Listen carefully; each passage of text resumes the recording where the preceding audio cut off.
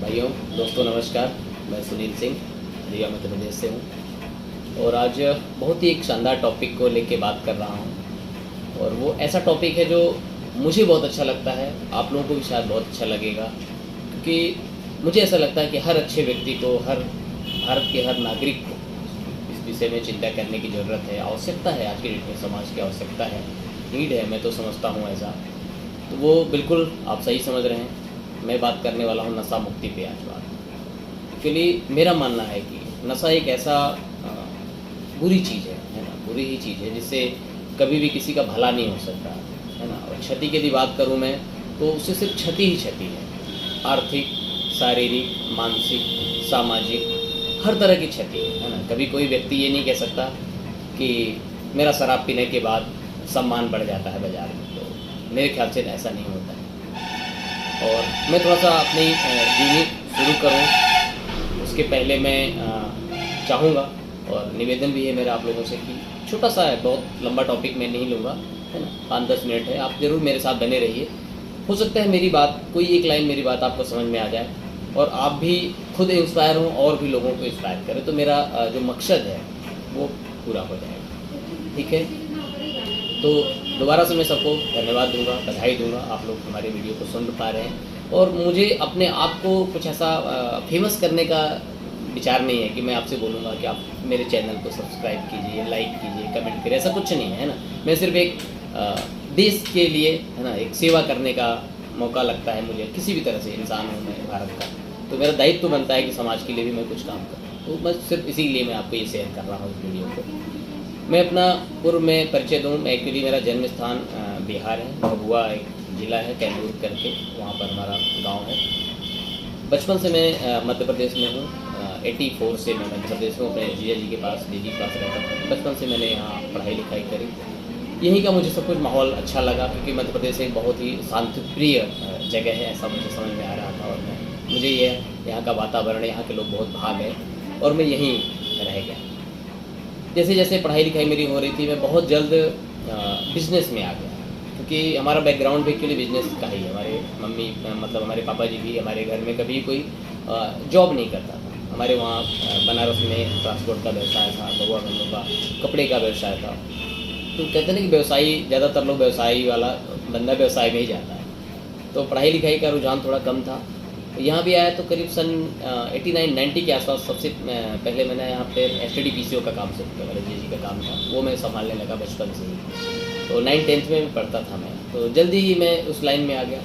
उसके बाद हमारे जीजी का एक पेट्रोल पंप का काम शुरू हुआ, मैं वो संभाल लिया। बड़ी कम उम्र में मैं ये बड़े बड़े व्यवसाय कर रहा था और लोगों को ऐसा कुछ लगता था कि ये लड़का अच्छा है, एक्टिव है।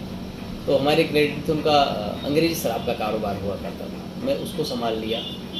और उस समय जब मैं उस कारोबार में मैं जा रहा था, तो कहते हैं ना कि संगत भी थोड़ी सी गलत होने लगती है। तो मैं जब उस कारोबार में जा रहा था, उसके पहले मेरी थोड़ी संगत खराब हो गई। मैं खुद एक हैवी ड्रिंकर हो गया था, है ना।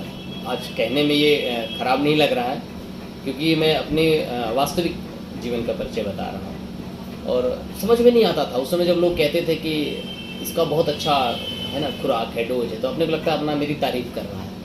लेकिन ये लगा धीरे धीरे समझ में आया कि नहीं, वो तारीफ़ नहीं होती, वो चीज़ गलत चीज़ होती है। फिर जब मैं उस लाइन में आया तो 3 साल मैं करीब काम किया। काफ़ी पैसे मैं कमा रहा था, बचपन में ही पैसे कमा रहा था। बट ये मालूम नहीं, ये समझ में नहीं आ रहा था कि क्या ये काम सही है, क्योंकि मेरा, है ना, अंतरात्मा, आत्मा कभी ये नहीं समझ में आया कि शराब बेच जरूर मैं रहा हूँ, पैसे मैं ज़रूर कमा रहा हूँ, लेकिन पीने वाले का क्या भला होता होगा, ये इसका उत्तर कभी मुझे मिला नहीं कि शायद भला होता है क्या। तो क्लियर कट यही कि भला किसी का नहीं होता, है ना। सामाजिक भी मैं फिर से आप लोगों को दोहराऊंगा कि नशा से सामाजिक भी हमारा ख़राब होता है, आर्थिक भी हम खराब हो जाते हैं, है ना, और शारीरिक भी चला जाता है। हर तरह से हमारा क्षति होता है, कितने परिवार लोगों के बिखर जाते हैं। और ये शब्द बताते हुए मुझे आज याद आ रहा है, मेरे बड़े भैया अभी हैं, दुनिया में हैं, लेकिन वो हमारे यहाँ बिहार में हेरोइन का एक नशा बहुत प्रचलित हुआ करता था, ड्रग्स। हम लोग घर से थोड़ा सा बड़े आदमी थे, तो ज़्यादातर बड़े लोगों के ही बच्चे उस नशे में गिरफ्त में आते थे, क्योंकि वो काफ़ी कॉस्टली नशा है। तो हमारे बड़े भाई कई करोड़ रुपए उसमें लॉस किया, है ना, पैसे बर्बाद हुए, उनके शरीर खराब हो गया, सब कुछ बर्बाद हुआ। और फिर मैं इस लाइन में था, तो धीरे धीरे समझ में नहीं आ रहा था, और मैं ईश्वर की कुछ मेरे ऊपर विशेष कृपा आई होगी और मैं उस लाइन से बाहर हो गया। आज भी मेरे दोस्त या परिवार, रिलेटिव कोई भी सुनते हैं तो लोगों को ये लगता है कि यार ये आदमी उस लाइन से बाहर कैसे आ गया, क्योंकि वो एक ऐसा दलदल है, इतना पैसा मिलता है कि लोग उस पैसे के चार्म को छोड़ नहीं पाते। तो मैं तो रिक्वेस्ट करूँगा समाज के हर पुरुष का, है ना, हर तरह के क्षेत्र का लोगों का, अपने देश के नेताओं से, जो पक्ष में है, जो विपक्ष में है, ये सभी का दायित्व है, क्योंकि ये देश किसी एक आदमी का नहीं है, ये देश सबका है। जब ये देश सबका है तो फर्ज भी हमारा सबका बनता है ना। मुझे लगता है, मैं रिक्वेस्ट करूँगा सभी सरकारों से कि आपको नशा पूरी तरह से बंद कर देना चाहिए, क्योंकि मैंने देखा है कि एक तरफ तो हमारे यहाँ शराब की दुकानें खुलती हैं, तंबाकू की दुकानें खुलती हैं, गुटखा की दुकानें खुलती हैं, और दूसरी तरफ हम बड़े बड़े उसमें पैसे लगा के इश्तहार करते हैं कि नशा नहीं करना चाहिए। तो यदि हम नशे को बैन कर दें, बनना ही बंद हो जाए, तो बिकना बंद हो जाएगा, है ना। एक तरफ हम नशे का बहिष्कार करने के लिए भी लोगों को समझाते भी हैं, जागरूक भी करते हैं, सरकारें भी जागरूक करती हैं कि नशा गलत चीज़ है, और दूसरी तरफ खुद वो प्रोत्साहित करती है नशा को बेचने का। और उसका एक दुष्परिणाम, बड़े बड़े तंबाकू की यदि मैं बात करूँ, गुटखे की बात करूँ, हमारा रीवा जो है माउथ कैंसर और कैंसर का हब बन चुका है। तो कैंसर के लिए कितना बड़ा बजट देना पड़ता है सरकार को। तो मेरा कहने का मतलब, यदि आप नशा बंद कर देंगे, तंबाकू बंद कर देंगे, शराब बंद कर देंगे, गुटखा बंद कर देंगे, तो आपको जो लोगों को पीड़ा हो रही है उससे भी बच जाएंगे। वो जो लोगों का घर बर्बाद हो रहा है, कैंसर हो रहा है, कैंसर हॉस्पिटल में बजट देना पड़ रहा है, ये सब भी बंद हो जाएगा।